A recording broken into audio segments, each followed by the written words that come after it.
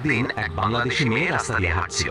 তখন তার চোখ পড়ে একটা চকচকে ইন্ডিয়ান বিএমডব্লিউ গাড়ির উপর। মেয়েটি খুশিতে গাড়ির কাছে যায় এবং গাড়িটির সাথে সেলফি তুলতে লাগে। ঠিক তখনই ইন্ডিয়ান বিএমডব্লিউ গাড়ির ধনী মালিকা সেখানে চলে আসে আর বাংলাদেশি মেয়ে চুল ধরে ইচ্ছে মতো মারতে থাকে এবং বলে, তোর সাহস কি করে হয় আমার গাড়ি ধরার? তখন বাংলাদেশি মেয়েটি রাগে দুঃখে চুপচাপ তার বাড়ির দিকে চলে যায়। তখন সে রাস্তায় একটা ভাঙা পুরনো বিএমডব্লিউ গাড়ি দেখতে পায়। এরপর সে এই গাড়িটি বাড়িতে নিয়ে আসে। তার স্বপ্ন ছিল এই গাড়িটি সে ইন্ডিয়ান মেয়েটির বিএমডব্লিউ গাড়ির মতো নতুন বানাবে, কিন্তু তার কাছে কোনো টাকা ছিল না। তাই সে তার ফোন বিক্রি করে দেয় এবং তাতে যেই টাকা পায় সেটা দিয়ে একটা ছোট্ট মুদি দোকান। কিছুদিন পর এক ধনী লোক তার দোকানে আসে এবং সবকিছু কিনে নিয়ে যায়। আর চলে যাওয়ার সময় তাকে একটা টাকা ভর্তি ব্যাগ দিয়ে যায়। সেই টাকা দিয়ে সে তার গাড়ি মেরামত যন্ত্রপাতি কিনে আনে আর গাড়িটি মডিফাইয়ের কাজ শুরু করে দেয়। কখনো নতুন টায়ার লাগায়, আবার কখনো ইঞ্জিনে রং করে। কিছুদিনই তার স্বপ্নের গাড়িটি তৈরি হয়ে যায় আর গাড়িটি টেস্ট ড্রাইভের জন্য বাইরে নিয়ে যায়। তখন সেখান দিয়ে ইন্ডিয়ান মেয়েটি তার গাড়ি নিয়ে যাচ্ছিল এবং বাংলাদেশি মেয়েটিকে তাচ্ছিল্য করে বলে, গাড়ি কিনলেই হয় না,